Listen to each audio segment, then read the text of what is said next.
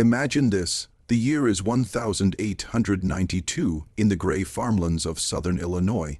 The locals speak in whispers of a night when the barn lanterns never went out, when the hogs squealed louder than thunder.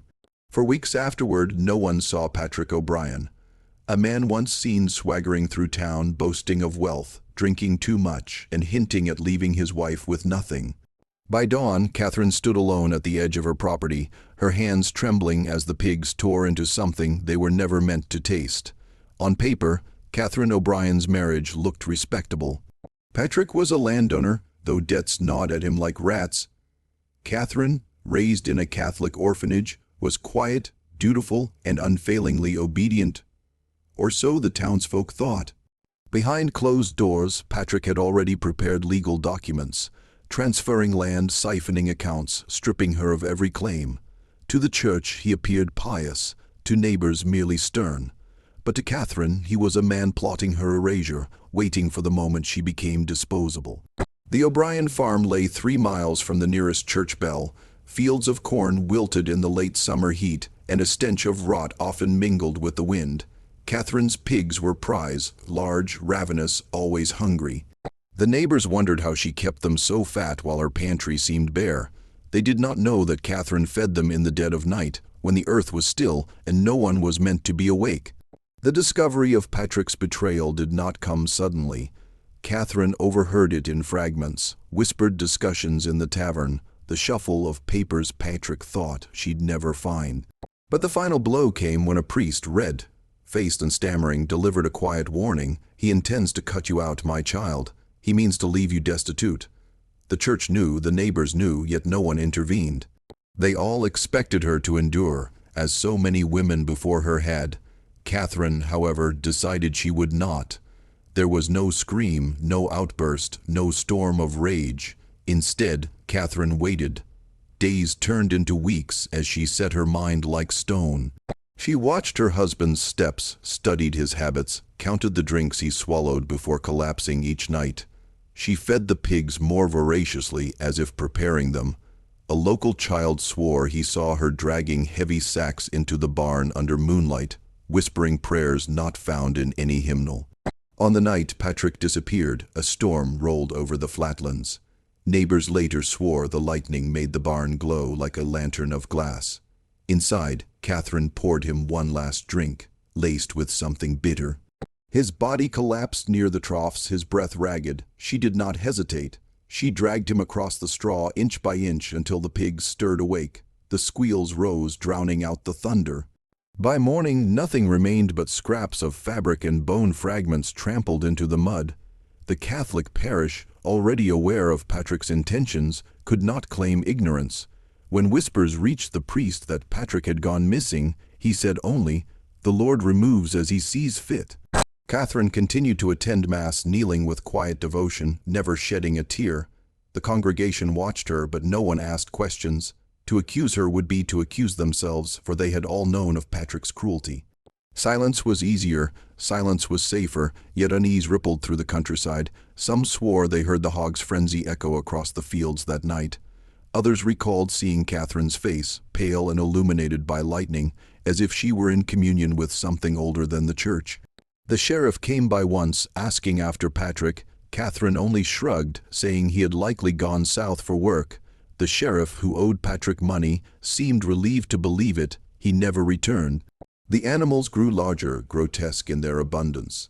Their eyes gleamed unnaturally in the lantern light, as though they had inherited something of the man they consumed.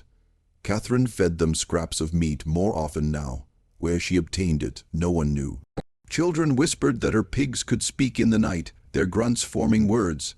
The farm was no longer a place of toil, but of quiet terror, where the wind itself carried the echo of chewing jaws.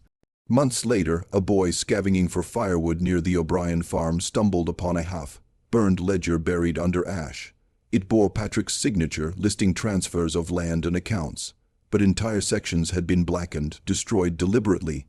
The boy brought it to his father, who handed it to the priest. It vanished thereafter, locked away in the rectory. The church had no interest in justice, only in preserving appearances. Catherine's secret was safe, but only because others needed it to remain hidden. Though outwardly composed, Catherine's nights grew restless. The pig's squeals tore through her sleep. She began to hear Patrick's voice in their grunts, slurred, mocking, threatening. At dawn, she would stand barefoot in the mud, staring at the troughs, whispering prayers. Her hair grew wild, her fingernails cracked, her body withered, but her eyes, neighbors said, grew sharper, more defiant, as if she had glimpsed something beyond human reckoning. Patrick was not the last.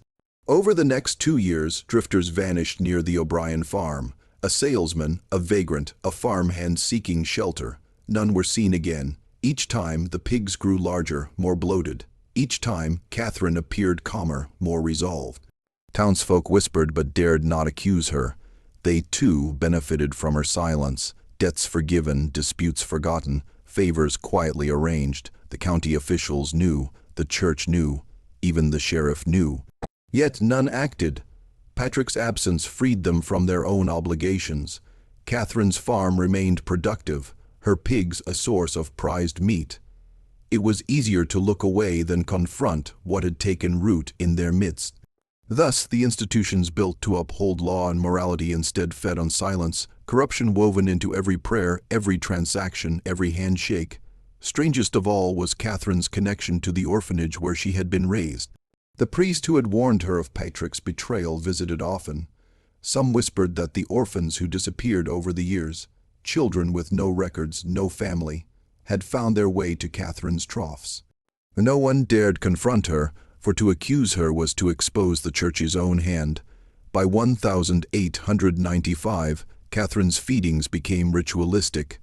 She lit candles in the barn, murmured phrases not found in scripture, and sprinkled salt into the troughs before lowering her offerings. Witnesses claimed they saw her kneel before the pigs, as though they were saints demanding sacrifice. The animals grew monstrous, their forms distorting under lantern light. What Catherine had begun in desperation had become something else entirely, a pact and unholy communion. The town avoided her, children were warned never to cross her fields. Women crossed themselves when Catherine entered church. Men muttered, but none dared provoke her. They feared not only her but what she represented, the knowledge that beneath the veneer of order, their world was built on cruelty and silence. Catherine had only made visible what they already lived by. Catherine lived another 2 decades, her body shrinking even as her presence grew immense. She was said to wander the fields at night, lantern in hand, muttering to shadows. When she finally died in 1914, her pigs were slaughtered, their meat distributed to the town. Some claimed the taste lingered on their tongues for weeks, metallic and foul. The church ordered her name stricken from records. The county archived nothing. Newspapers mentioned Patrick O'Brien's disappearance only once, in passing. The farm was sold to strangers, the barn burned. Officially, Catherine never existed. Unofficially, her legend lived on, in hushed warnings, in half-remembered whispers, in the nightmares of those who had once turned away. The Catherine O'Brien case is not merely the story of one woman, it is the story of how institutions preserve themselves by silencing truth. A husband who sought to erase his wife was himself erased. A church that claimed to protect its flock fed them to the slaughter. A town that prided itself on decency rotted from within. Catherine was both victim and executioner, product and destroyer of a world built on cruelty. And so the tale lingers, an unmarked grave in the soil of American history. The pig's squeals have long since faded, but the silence of the church, the county, and the town remains deafening. The Catherine O'Brien case is a reminder that beneath every community lies a trough, and what we feed into it will one day return to us. Perhaps that is why the wind across the Illinois fields still carries, on certain nights, the faint echo of chewing jaws.